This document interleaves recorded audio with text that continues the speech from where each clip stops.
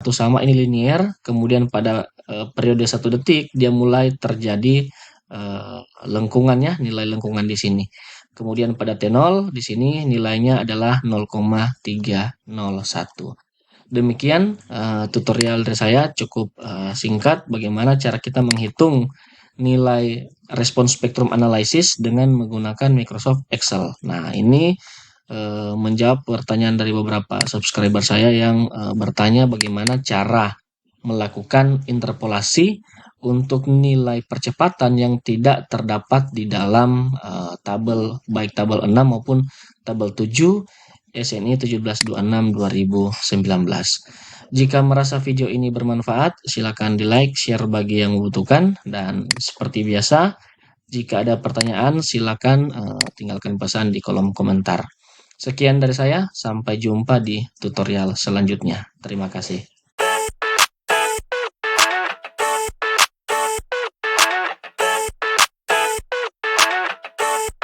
I never thought I'd feel like this. Jumpa lagi bersama saya Fatih Kalomata di channel WIM Engineering Polimdo. Terima kasih bagi teman-teman yang masih tersetia di channel saya ini. Di kesempatan kali ini saya akan membuat video atau membagikan video tentang bagaimana menghitung respons spektrum ya dengan menggunakan software bantuan Microsoft Excel ya. Nah, hal ini dikarenakan beberapa waktu yang lalu saya mendapat email dari beberapa subscriber saya tentang respons spektrum analysis yang biasanya disediakan oleh Puskin di sini tidak bisa dicek ya atau tidak bisa diakses. Nah, di sini saya coba beberapa kali membuka RSA Puskim 2019 maupun respons spektrum 2021, tetap hasilnya sama. Nah, dikarenakan pada video sebelumnya saya menggunakan RSA dengan menggunakan Excel. Nah, bagaimana cara sekarang kita caranya untuk menghitung kembali walaupun tanpa menggunakan internet ya, atau karena sekarang aksesnya lagi tidak bisa diakses. Nah, oke, kita kembali ke awal Excel di sini. Di sini pertama kita lihat ya untuk jenis tanah ya. Untuk jenis tanah ini kita menggunakan deskripsi tanah lunak ya. Menggunakan tanah lunak di sini dengan nilai SPT kurang dari 15 ya. Jadi SPT kurang dari 15 di sini masuk dalam kategori tanah lunak ya. Nah, setelah itu kita masuk ke nomor 3 yaitu parameter gempa yang terpetakan. Nah, di parameter gempa yang terpetakan di sini untuk periode gerak tanah atau parameter gerak tanah pada periode pendek atau 0,2 detik, kita bisa mengklasifikasikannya berdasarkan peta MCIR ya, Maximum Considered Earthquake Resistance ya. Di sini kita terlihat di sini untuk Manado di rentang zona 1,0 sampai 1,2 G ya di sini. Nah, tetapi ada juga yang mengambil nilai tengah. Contoh di sini antara 1,0 dan 1,2.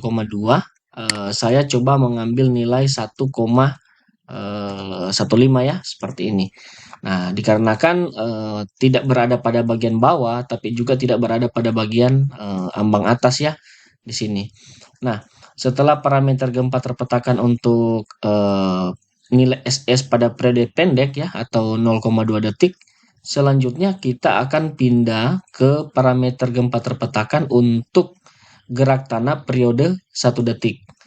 Nah, di 1 detik ini kasusnya sama di sini. Oke, ada batasan bawah 0,4 G dan batasan atas 0,5 G. Di sini saya ambil 0,45 ya, biar nilainya berada di tengah. Nah, kenapa saya mengambil nilainya di tengah? Agar teman-teman yang mendapatkan kasus seperti ini bisa menyelesaikan baik tugas maupun pekerjaan yang nilai percepatan untuk parameter gerak tanahnya berada pada interval di tengah, tidak berada pada ambang bawah maupun pada ambang atas. Nah, oleh sebab itu di sini perlu dilakukan yang namanya interpolasi linear. Oke, di sini parameter gempa terpetakan kita masuk ke penentuan koefisien situs. Nah, yang perlu diperhatikan di sini adalah nilai untuk tabel 6 dan 7 ini nilainya akan ditentukan dari jenis tanah ya.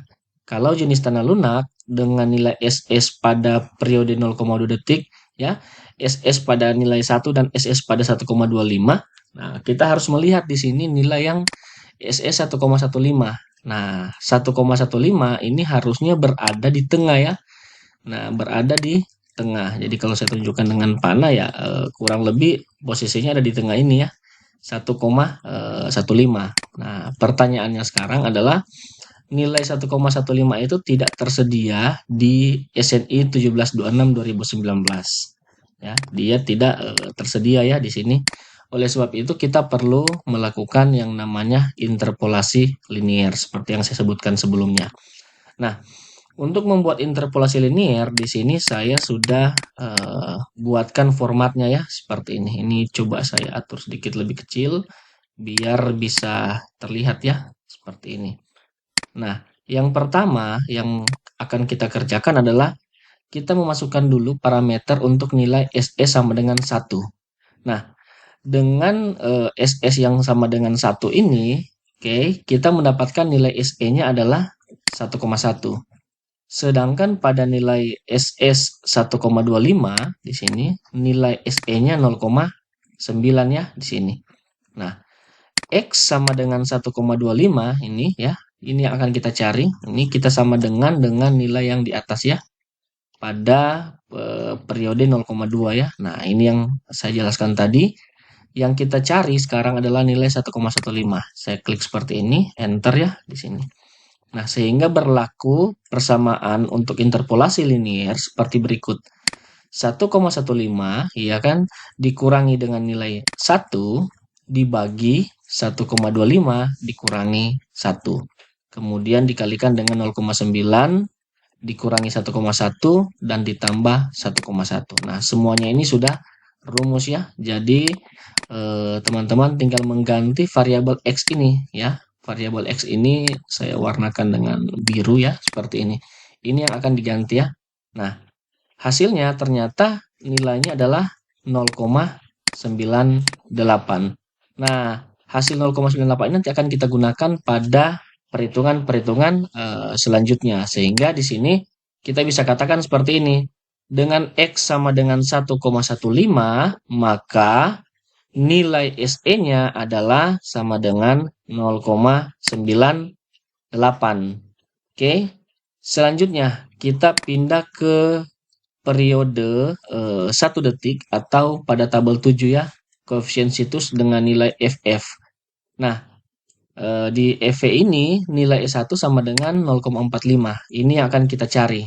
Nah, kasusnya sama di sini. Yang tersedia itu hanya pada nilai 0,4 dan 0,5 ya di sini. Saya kopikan lagi di sini. Oke, seperti ini. Saya coba gantikan warnanya mungkin dengan warna seperti ini ya.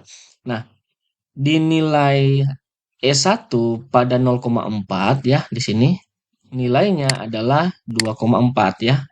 Sedangkan pada E1 nilai pada 0,5 nilainya adalah 2,2.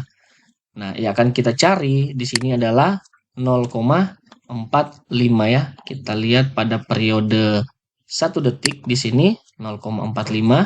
Oke. Nah, kita dapat di sini dengan cara interpolasi yang sama ternyata nilai SE-nya ya, nilai SE koefisien kelas situs SE dengan interval E1 0,45, maka didapat nilainya adalah 2,3 ya, seperti ini. Ini saya tandakan dengan warna biru lagi ya, seperti ini. Oke, warna biru. Jadi kita bisa masukkan di sini. Ternyata nilai S1 untuk interval 0,45, nilai SE-nya adalah 2,3. Nah, untuk menguji interpolasi kita sudah benar atau tidak, caranya mudah. Di sini saya coba masukkan nilainya di sini senilai 1 ya. Di sini saya masukkan 1, harusnya nilai X-nya itu menjadi 1,1 ya. Nah, seperti ini. Kemudian saya masukkan nilainya 1,25, maka nilai X-nya itu harus menjadi 0,9. Nah, ini sudah benar ya. Jadi saya kembalikan ke 1,15. Selanjutnya di bagian bawah ya di sini. Kalau kita masukkan nilainya 0,4, harusnya variabel yang muncul nilai X-nya itu adalah 2,4 ya. Saya masukkan 0,4. Nah, di sini sudah jadi 2,4. Sedangkan ketika saya masukkan 0,5, di sini variabelnya harusnya muncul 2,2. Nah, ini sudah jadi 2,2 ya. Oke, berarti interpolasi kita ini sudah benar ya. Nah, karena ini akan mempengaruhi nilai dari SM1 dan SMS ya di sini. Nah, sehingga dari hasil interpolasi ini ketika kita hitung ya, dihitung kembali dengan cara manual seperti ini, kita akan mendapatkan nilai T0 dan TS seperti ini. Nah, untuk T0-nya dapat di angka 0,183 sekian, sedangkan untuk TS-nya di sini adalah 0,91 ya, di sini seperti ini. Oke, sehingga kita bisa menentukan zona lengkungan ya. Zona lengkungan itu adalah zona di mana batas TS sepanjang TL ya periodenya. Daerah lengkungan ini didapatnya seperti ini. Jadi untuk nilai T0-nya 0,751 ya di sini, sedangkan pada periode TS 0,751 sama ini linear, kemudian pada periode 1 detik dia mulai terjadi lengkungannya, nilai lengkungan di sini. Kemudian pada T0 di sini nilainya adalah 0,301. Demikian tutorial dari saya, cukup singkat bagaimana cara kita menghitung nilai respon spektrum analysis dengan menggunakan Microsoft Excel. Nah, ini menjawab pertanyaan dari beberapa subscriber saya yang bertanya bagaimana cara melakukan interpolasi untuk nilai percepatan yang tidak terdapat di dalam tabel, baik tabel 6 maupun tabel 7 SNI 1726/2019. Jika merasa video ini bermanfaat, silakan di like, share bagi yang membutuhkan, dan seperti biasa, jika ada pertanyaan silakan tinggalkan pesan di kolom komentar. Sekian dari saya, sampai jumpa di tutorial selanjutnya. Terima kasih. I never thought I'd feel like this.